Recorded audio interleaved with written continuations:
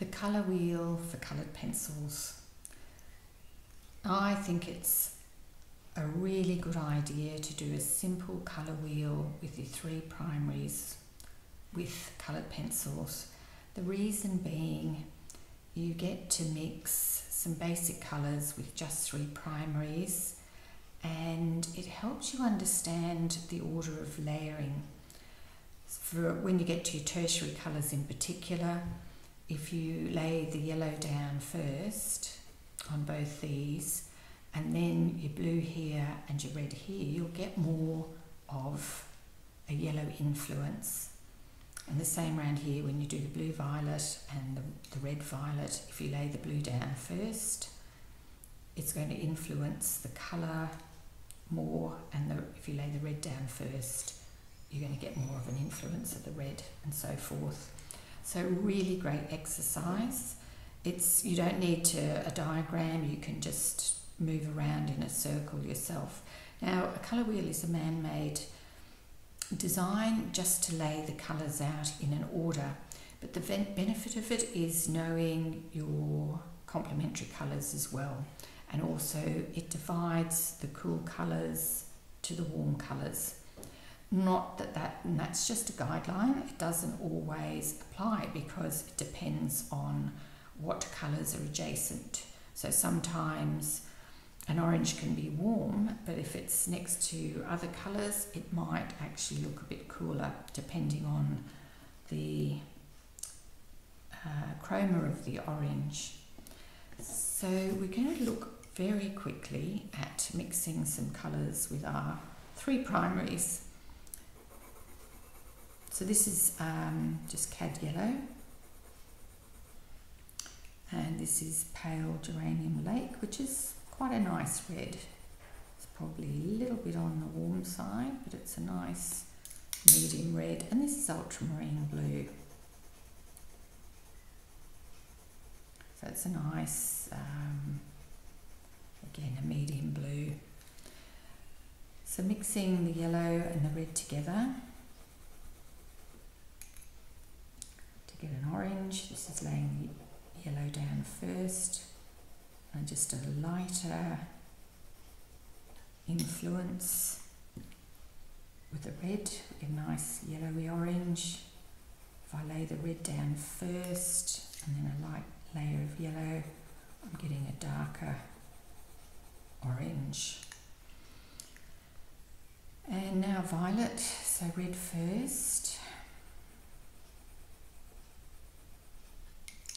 and a bit of blue.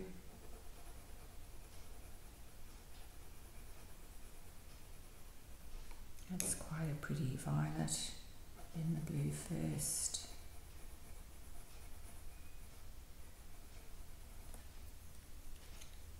And a light layer of red. You can see it's a much more blue violet than this one. Just going to put the yellow over here so they're next to each other. Again, so with the green, yellow first. And that's actually very light pressure, that's quite an intense yellow. A little bit of blue on the top, with a nice yellowy green. And as always, just be light-handed till you get your mix correct. So blue first, and then the yellow on top. We get quite a different green, as you can see.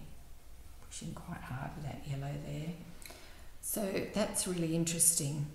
Now if we use our colour wheel and we have an orange, the more you practice this, the more it becomes automatic. So we've got quite a bright orange here. Now if that's not the orange that we're after, when we refer to our colour wheel, we see the complementary colour is blue. So to tone this orange down, we use a little bit of light blue, lightly use the blue I should say, and you can see straight away how that just tones and mutes the orange. I'll do another one with the yellow first because this will be a brighter orange. I'll do a medium layer of the yellow, a little bit of red on top. So we've got quite a bright orange. Say you're doing something like you've got an orange for the tiger fur. You think, well, that's not really its colour. Needs to be a little bit on the brown shade.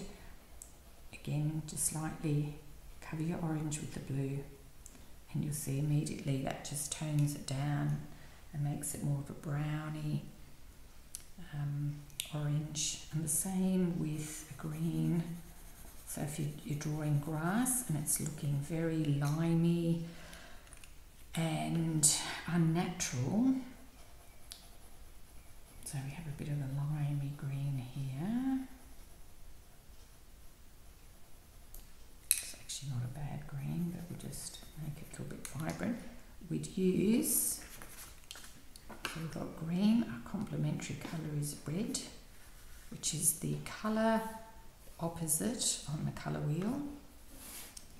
So if we pop a little bit of red over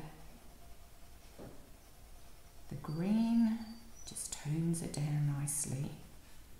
And that combination actually makes a brown, so green and red makes a nice brown. So you can just keep layering till you get the colour you're after. But it turned a green like this into a nice soft colour. And of course the other one is violet. So if we have a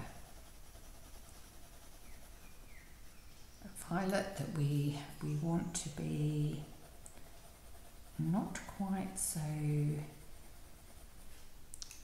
purpley looking, again we use the complementary colour, which is yellow. So always with your complementary colours, if the colours are primary, the complement will always be a secondary colour, can't be anything else. So with violet you'd use a bit of yellow. You can see there how that's toned that down and made it just a more neutral colour. So go ahead and make your own colour wheel. It's a really good exercise. You can keep it and then you've got the reference on hand.